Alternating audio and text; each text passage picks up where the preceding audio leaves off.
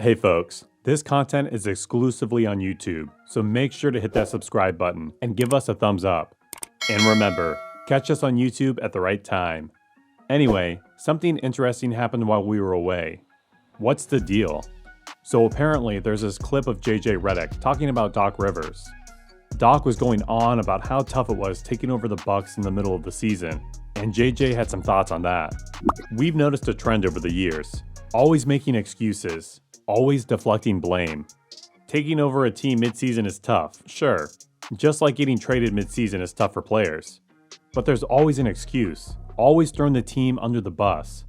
Like when they lost to Memphis, suddenly it's about the players. Memphis had G League guys and two-ways out there. Now Doc wants credit for the James Harden trade to the Clippers? There's just never any accountability with him. What we find interesting is that while players may not seem to like Doc very much, they don't quit on him. Normally, when it's time for a coach to go, it's because the players have given up. But that doesn't seem to happen with Doc's teams. They play through the drama and turmoil. They play hard every night. Yet, there's always something.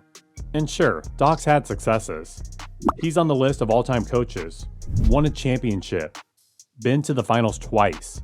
But there's always this lingering issue, like the blown 3-1 leads. 4 of them actually. It's hard to overlook that. JJ's on to something. Doc rarely takes responsibility. He's quick with the yeah buts instead of owning up to mistakes. Normally, it's someone else who should be offering those excuses. We're supposed to stand up and say, we've got to do better.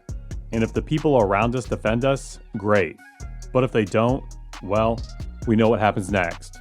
You might just become an anonymous source. It's like those old spy movies where they disguise their voice on the phone. Wouldn't it be cool if that worked in real life?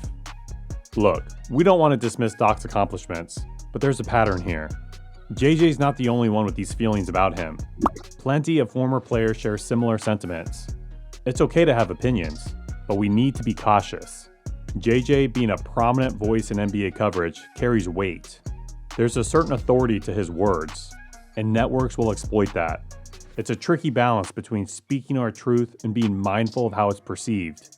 JJ's not the first to criticize Doc, but his words hold weight, especially given his stature in the NBA world. We just hope he's aware of how his words might be used. It's not about stirring up drama. There's something about his perspective that resonates with people, but with that comes responsibility. We all need to navigate that line between honesty and unintended consequences. In conclusion, it's crucial to recognize the power of words, especially when spoken by influential figures like JJ Redick in the NBA community. While criticisms of coaches like Doc Rivers are valid and often necessary for growth, it's essential to strike a balance between honesty and responsibility. Let's continue to engage in thoughtful discussions while remaining mindful of the impact our words may have. Thanks for tuning in, and until next time, take care.